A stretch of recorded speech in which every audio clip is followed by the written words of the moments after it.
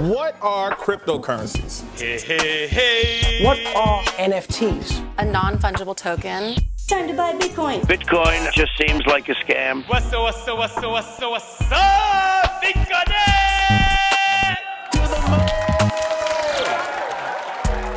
Hello everyone, welcome back to On The Ledger. This is your host Moel Sayed, and I'm back once again on your weekly rendezvous. I'm still live from Minneapolis for VCon, that's why this week you will hear some background noise, so consider this to be a tiny piece of the VCon vibe. Relationships between Web3 and the press have always been quite complex. It's kinda like two people that are having a very hard time understanding each other. But then came Time magazine. Within a year, and thanks to its already famous TimePieces NFT collection, Time has become a key player of the Web3 space and its adoption. A living proof that old media can and will evolve. So today, On The Ledger is thrilled to be talking to the man who's leading this fascinating evolution. Time President Keith Grossman in a one-to-one conversation with Ledger's Chief Experience Officer, the man you all know, Ian Rogers. On The Ledger meets Keith from Time, live from Minneapolis. Here we go. All right, I'm here with Keith Grossman from Time. How are you? I'm great, thank you. Thank you, and I hope that everyone can hear the four-on-the-floor bass of VCon going in the background. I see people that are out there, they're riding the Tim Ferriss wheel, which just goes around and round in circles, which I think is appropriate. I mean, I don't know about you, but this is, what Gary has done is so impressive. It's unbelievable. It is for someone impressive. For someone who's not here, describe it. Imagine walking into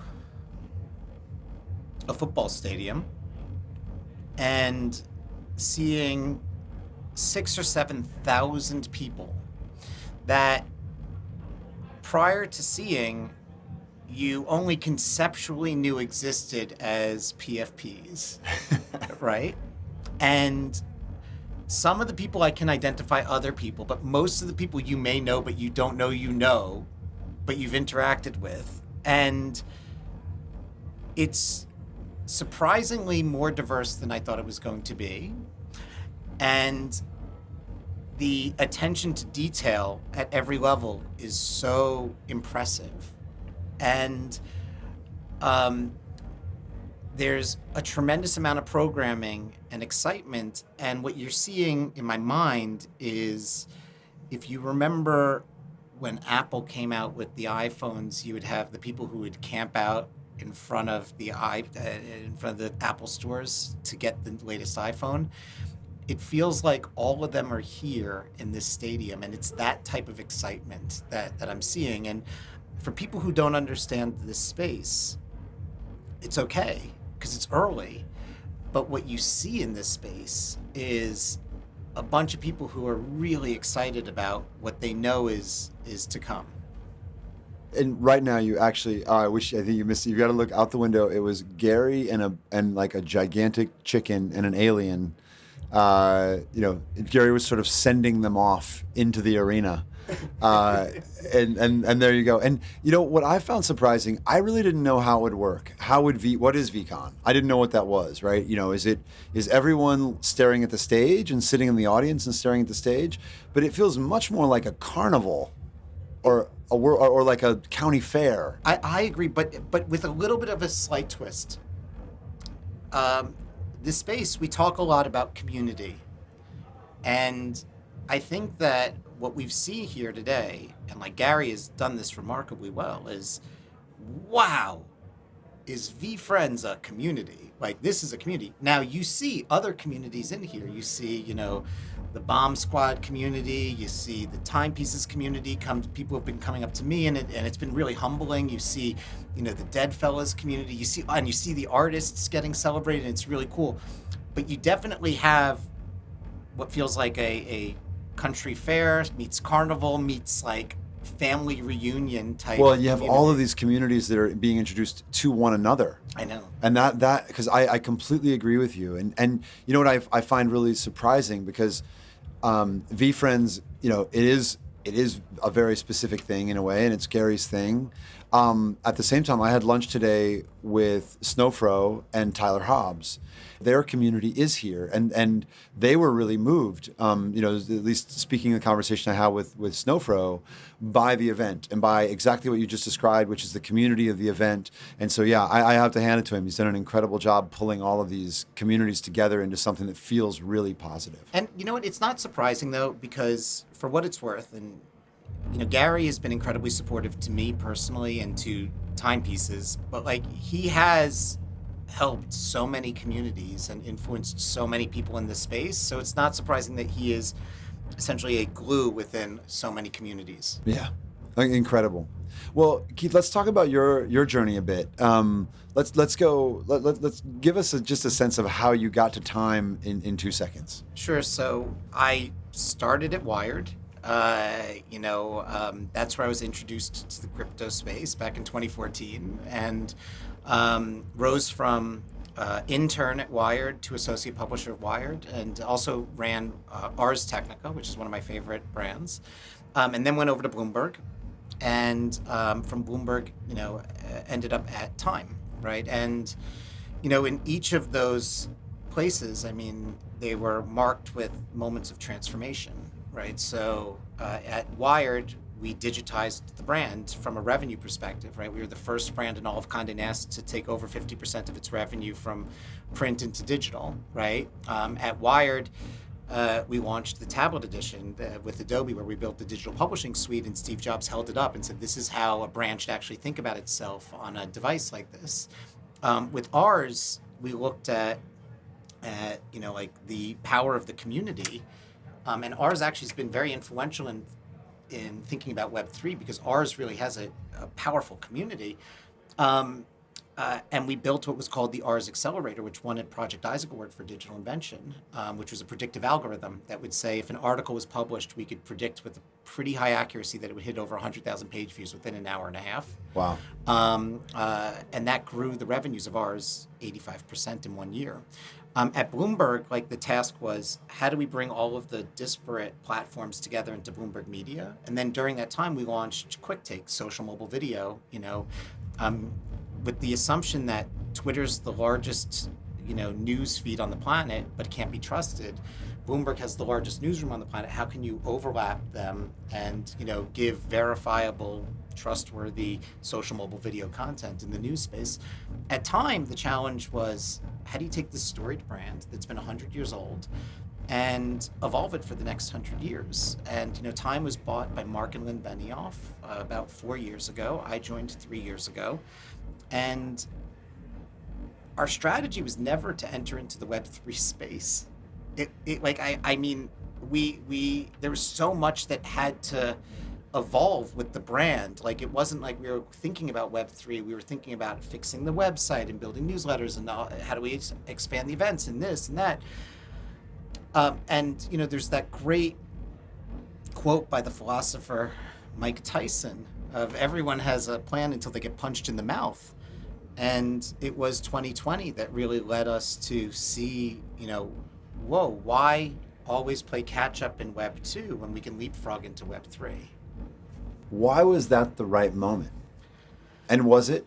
I think that it's the right moment because a lot of things were happening at the right moment in time, right? So Time entered into Web 3 in March of 2021. And there was this big article by Julia LaRoche in Yahoo Finance. And we said in the article that we were going to later that week release one of one NFTs.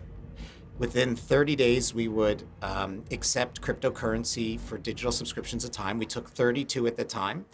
We now take 33 because we take ApeCoin, right? And you can go to time.com/hodl if you want to laugh, right? Is the site. And then I said within 6 months we'll figure out how to use the token and a blockchain to change the relationship we have with our consumers to form a new community. At that point, I had no clue how we were going to do it, right? But the trends that we saw and that were really obvious to me were in 2020, think about sort of where you were, right? It was just terrible, right? And everyone was just lonely, and I was isolated. And I started to understand that my digital identity was just as valuable as my physical identity. And I also at the same time saw that this NFT, which is really just a token that can verify ownership on the blockchain, was becoming more prevalent. And if my digital identity was just as valuable as my physical identity, like, why wouldn't what I value online be worth just as much as what I value in the real world, right? And then I started to notice that as people were buying these NFTs, they were sort of gathering around each other and forming new communities. And because everyone was isolated in 2020, these communities were being formed not based on demographics or geographics, but based on shared psychographics. And it didn't hit me that clearly, but like all of those things were the things that were sort of like going around in my head. And then one day in February, Mark Benioff, our owner, sent an email to us and said, "Did you see this?" And it was the Nyan Cat sale. And that's when it all clicked, like how we could take time into Web3. And after we did that Yahoo Finance article, I sat in Clubhouse rooms and Twitter Spaces for 6 months, and I just listened. And I saw not only everything that I was thinking over here, but I also saw that this technology allowed for creatives to be paid for their overall contribution to society, not for just their point of creation, right? So all of a sudden you can have a completely new economic paradigm.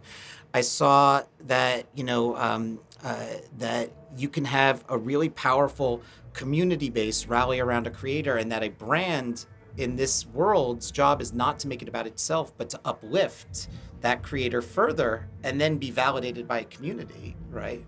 And as all those things started to take place, and there were people in these rooms like JN Silva or Thank You X, Ryan Wilson, and others that were constantly referencing and speaking out on behalf of artists and how like this technology could be used, Timepieces started to get formed, right? And then when we announced we were going to do it and we did it in September of last year, it's just been incredible since. If you look today, our community is 40,000 people, across Twitter and Discord.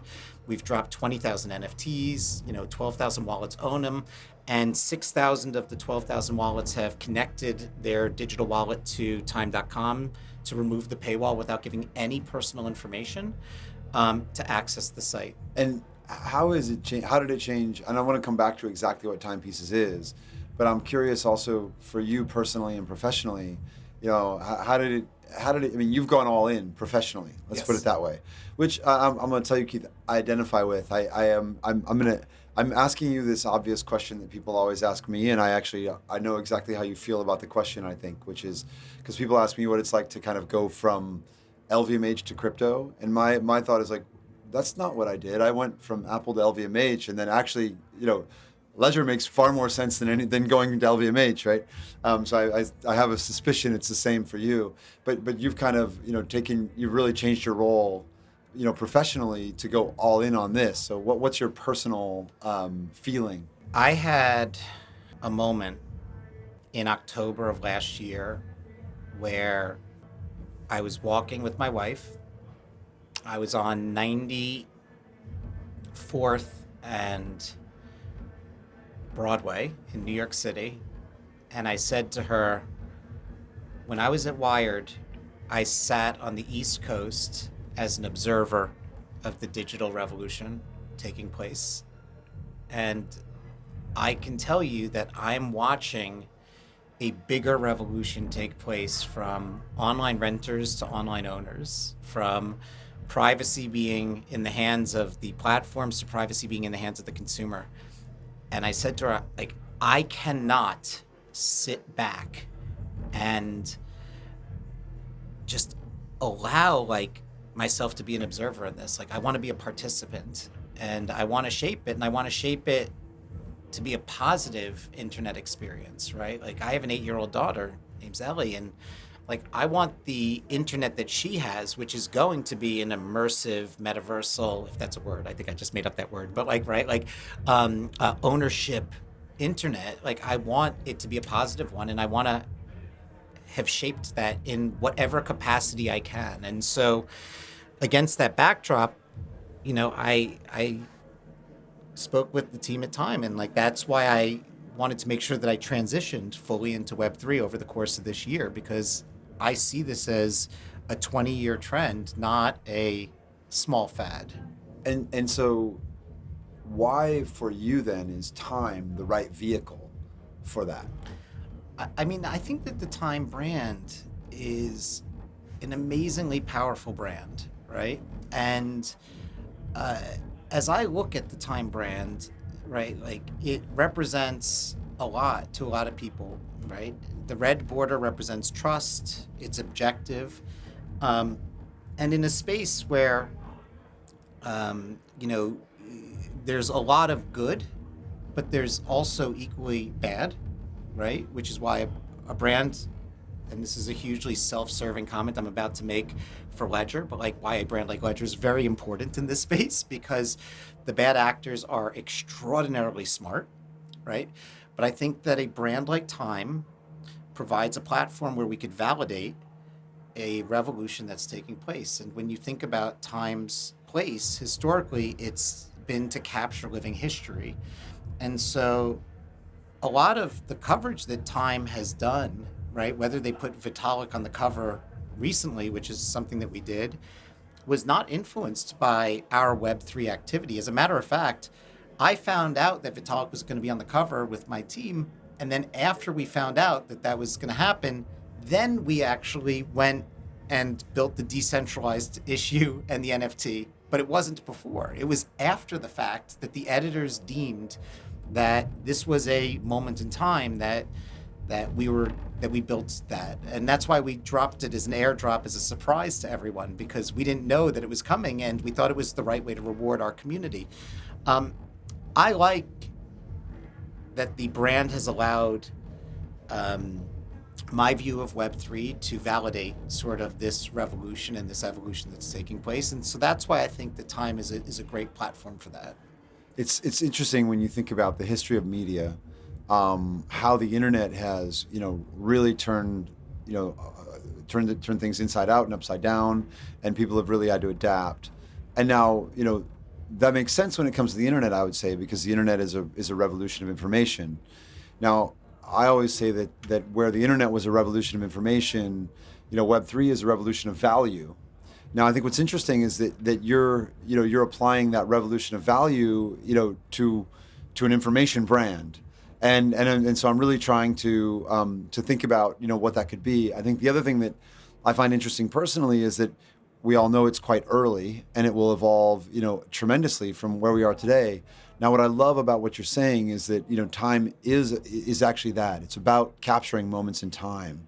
And you're capturing all of these moments in the time of Web3, and that could turn out to be an incredibly interesting documentation of the evolution of Web3 itself, And so how do you think about that? Like, how much license do you think Time has, to get it wrong today and evolve into what it is tomorrow and capture that? How do you think about it, like kind of taking that journey along with the rest of us? Because we're all going to make a lot of mistakes along this journey. So, I mean, we have made a lot of mistakes as Timepieces up to today, right? Like when we minted our original Genesis collection, we didn't take into account demand. We underestimated demand. We didn't take into account bots. We didn't take into account gas wars, right? And we learned, right? But like the one thing that we learned that was better than anything I've ever seen is what it's like to evolve with a real-time feedback cycle of a community, right? And sometimes it's really hard, right? Sometimes like it hurts to hear that like you really messed up, right? But I think that when you start to see the people who have the intent to see you succeed over, what we keep saying, not weeks or months, but 100 years, right? The next 100 years, it's really powerful because, there's this moment where, you think that I wish I had the smartest person in the room to help me through this. And what you start to realize in the Web3 space, like sometimes the smartest person in the room does exist. They're just not in the room with you, but they're connected to you. A good example I'll give is a big mistake that we made was, if I wish I could have gone back, and there's a lot of things I would have, of course, corrected, but like we've stayed at it and we fixed it, and people see that our intent and our genuineness towards it is real. Is I wish that we had launched our Discord server prior to launching Timepieces. And it's very easy to like look back at all your successes, but like we studied Bharat, Krish, our CTO, Maya Drazen, our Chief Brand Officer, Lane Lytle, and others have studied sort of like all of our mistakes over and over and over again. And this was one that we definitely were like, I wish we had done this before. And to give you an idea of how powerful Web3 is and the value of community is we were dealing with people really upset about gas wars and not having a Discord server, and the Cool Cats community was really genuine, and they allowed us to house our community in their Discord server when we launched. People don't remember that, but like Klon and Tom and Ev and Rob, they actually allowed Timepieces to have a community sort of place in their Discord until we got ours up. Now, I thought it was going to take us 2 weeks to set up our Discord. And we're in the height of just trying to like unwind, like what had gone wrong? How did we underestimate this? And Bharat comes to a meeting, and we had said it's going to be 2 weeks to get the Discord up. Bharat comes to a meeting, and he's our president of digital, our CTO, and he says, sorry, I'm 15 minutes late. And I'm like, no worries. He's like, a timepiece holder reached out to me and built our entire Discord for us. And he handed it over to us. And my team has spent the whole morning looking for security flaws in it to see if there was something wrong. And we couldn't find a single security flaw. So we have a Discord server now. And my jaw was on the ground. And so I asked Bharat, I said, who is this person? And he told me the person's handle, and I reached out, and the person would not take payment from us, would not take anything. He just said, I'm a holder and I want to see you succeed. And I kept on looking at the person, and we had people in common, but he wanted to stay anonymous, and I had to respect that. And I would ask other people, and they're like, yeah, that just sounds like that person, right? And I'd never experienced anything like that. And so somebody said to me, the person's an artist. And I looked up online, and I found a piece of his that is on Foundation. And it was called The World's Smallest NFT. And I bought it. And by the way, 100% of the proceeds from it was going to help children learn how to code in Malaysia. Wow. And I bought this NFT. And the guy reached out. He said, wow, why did you buy the NFT? And I said, I want to own this forever because I want to remember the kindness of another individual on the other side of the planet. The person was based out of Malaysia. I want to remember the kindness of another person on this planet forever. And I said, so I hate to break it to you, but you're going to get 0 secondary sales ever on this because I'm never selling it. I'm always going to hold it. And the best part is that because it's titled The World's Smallest NFT, sometimes people will call me or send me DMs in Twitter and say, that NFT that you bought is not really the world's smallest NFT. And what they don't understand is I don't care. I don't care at all. That was not your motivation. That's not the motivation. And the guy could have called it the world's biggest NFT. The motivation was I wanted to thank that individual, and I wanted to remember that moment of kindness that I see happening in the Web3 community. I think, it's funny, my day here at VCon today has been about this. I used to say in the music business, when I was in the music business, who sits between artists and fans, I would say there's only 2 people who matter in the music business: people who make music and people who love music. And the rest of us are in the way. We need to either provide value or get out of the way. And I've had a number of experiences today where right along that same, emotion, and that's the one you just shared as well, is that as human beings, we love a value exchange, and there is something in this. I think it was Jason Calacanis who many years ago said that there's some physics online where the more you put out there, the more you get back, right? So Warren Buffett actually has a quote, And people see the world through the lens that they know. So his quote is through commodities. And he says, love is the only commodity you can't hoard. The more you hold on to it, the less you have. The more you give it away, the more you get in return. And I see that every day in the Web3 space. There's something, yeah. And it's very special. And as it scales, and as more friction is removed from the ecosystem and it really scales, my hope is that at this early stage, we could inject it with so much positivity that as it dilutes itself, at least still scales a little bit. Well, I think I agree with you, and we're talking about the positives, and you and I both know that there will be just as many negatives, and I think I agree with you that we need to inject as many positives into it as we can. But NFT is just a primitive, and like fire. Is fire good or bad? Well, it depends on how you use it. NFT is just a primitive, just like a website, and there will be great stories like the ones we're telling, and there will be horror stories like Ponzi schemes and scams. But what I'd like to turn to is Timepieces itself. For any listener who is unfamiliar with the project, what is it exactly? And how can they get involved? How can they join this community? Sure. So Timepieces is Time's Web3 initiative. And really, right now, what we've focused on is visual, meaning like photographs and videos. And we recently moved into the music space. And we're very keen on figuring out how to also extend it into the text space. But it's our Web3 community.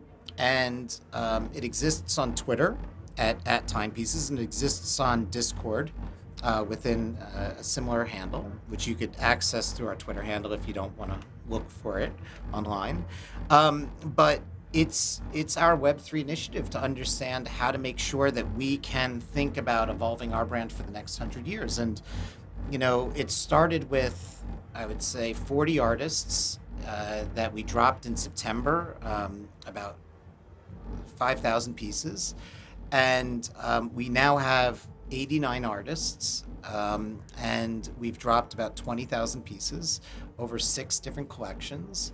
And what we try to do is we try to build a Web3 community on one hand that's as genuine to the ethos that we're seeing in spaces like VCon.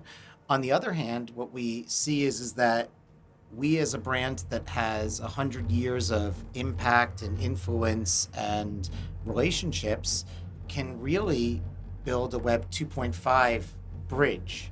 And what I mean by that is, when you think about the experience of a consumer, on the Web 2 front, there's a lot of challenges that take place as it relates to consumer privacy, right? And you're seeing things like GDPR in Europe where you live, on the rise. You see CCPA in the States on the rise. You see third-party cookies are going to disappear. And so media brands that are so reliant on, the extraction of the consumer information are going to lose all of their sort of current strategy very soon. On the other hand, you can use the NFT to verify ownership of an asset. And we say to the 12,000 people who own Timepieces, if you connect your digital wallet to time.com, don't worry about telling us who you are, right? Because you own this asset, we're going to give you access to what we have over here on our website.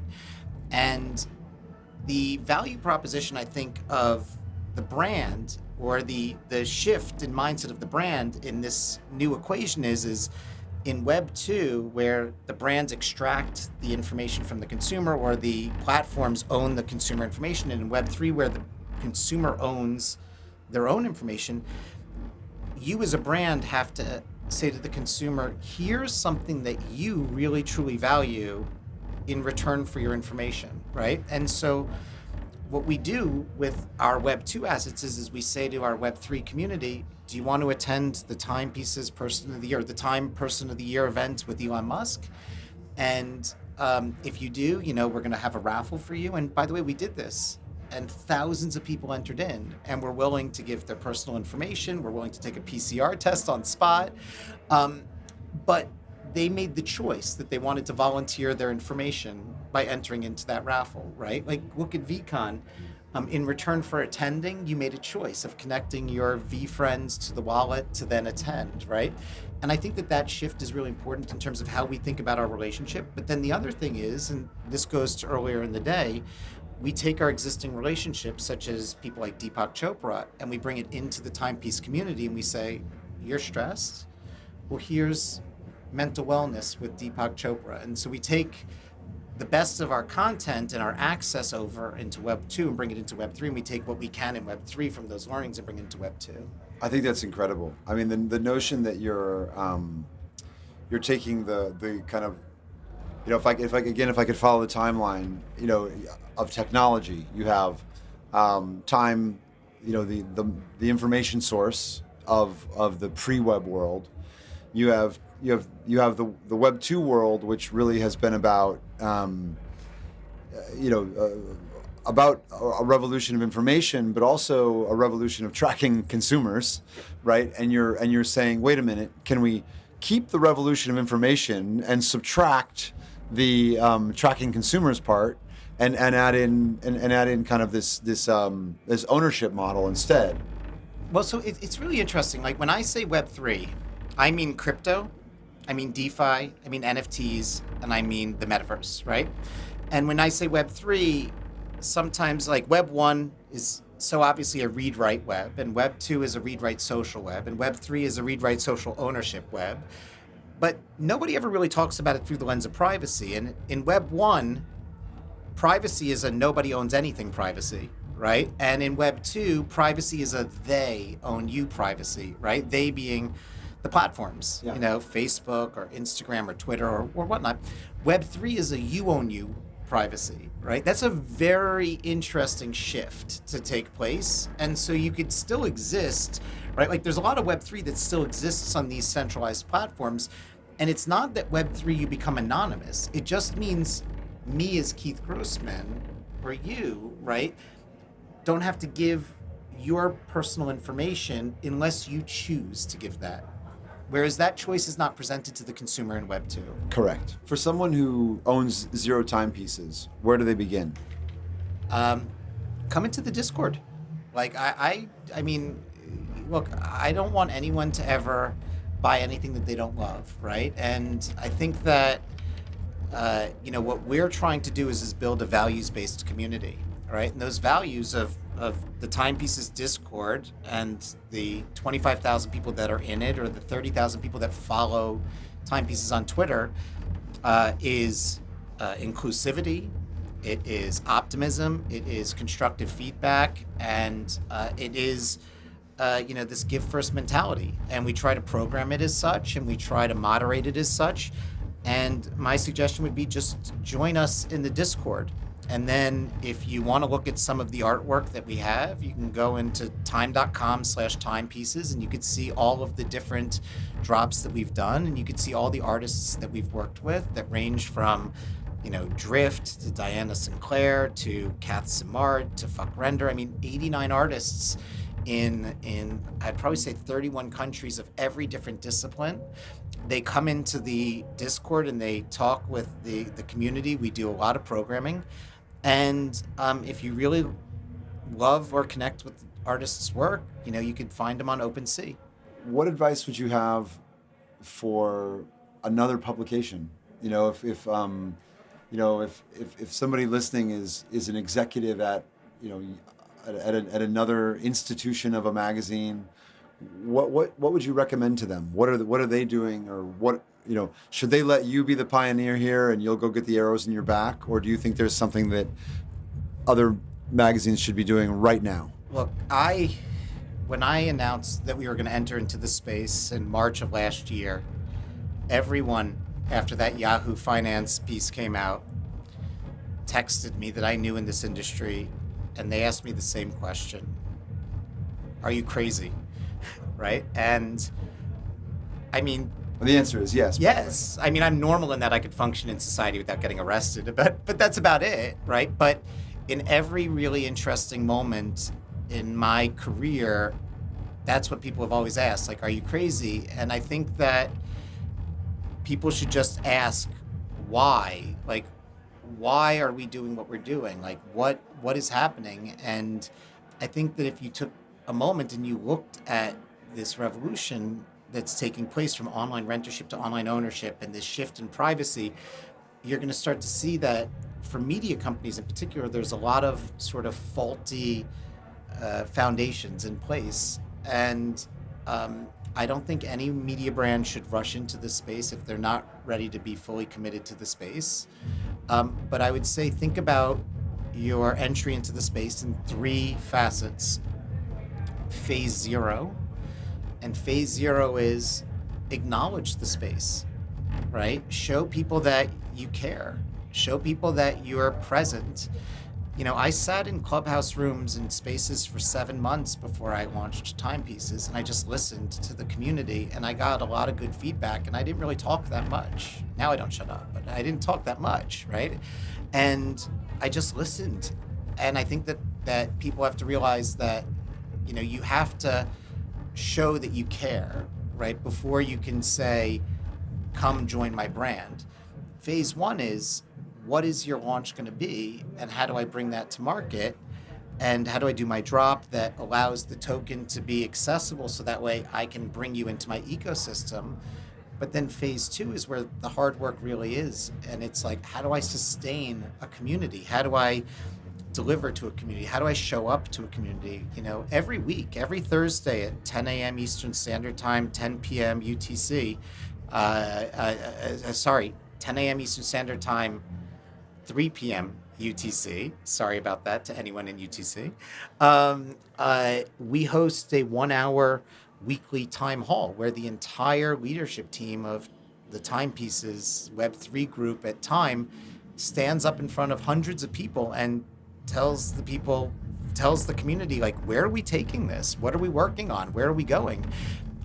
People constantly give feedback, like, but you as a brand have to feel comfortable with, like, this evolution from Web 2, where the equation is brand finds a creator who attracts an audience, right? In Time's case, Time hires Ian Bremmer, who writes a piece that attracts a reader, to one where a community uplifts a creator and a brand uplifts that creator further, and in return gets validated by the community for that. And I think that moving out of the center and moving to the periphery is going to be very challenging for a lot of brands. Thinking about community versus audience is going to be very challenging for a lot of brands. But I think it's worth listening to. And I think that, you know, people who draw hard lines in the sand and say, no, never. I mean, you look at these memes that go through the internet today where it's like the internet is a passing fad, social media is dead. Like, will there be ups and downs as this adoption curve takes place? 100%. Will there be booms and busts? 100%. But is this going to be a long-term technological and generational shift? 100%. Thank you really so much for joining. I think it's incredibly brave what you guys are doing. Thank you. And exactly right, as you said. I mean, another way to think about, you know, from my perspective, you know, where you're going with this is, you know, you are pioneering for others. But I love that you're doing it with the brand Time, which really is meant to kind of collect and capture these moments. I think it's only fitting that Time will be a record of Web3. And I find that really exciting. And my sincere hope is that anyone can hear what the fuck we're saying in this interview. If not, we're recording this again next week, right? Exactly. This is we'll amazing. We'll do this again on Zoom. But hopefully the you know, whatever filter they can put on this to get the four on the floor. Oh, I just saw Guy Osiri on stage. It will be great. But I really, really, really appreciate you doing this, and I appreciate what you're doing.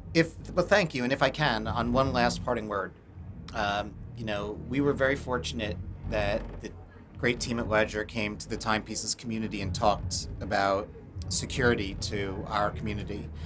And, you know, in any instance where new technology emerges, it can be used, as you said, for good or for bad.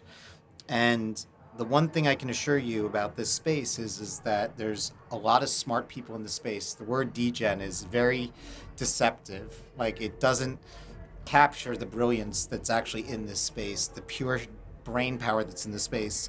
And there's a lot of brain power that's being used for good.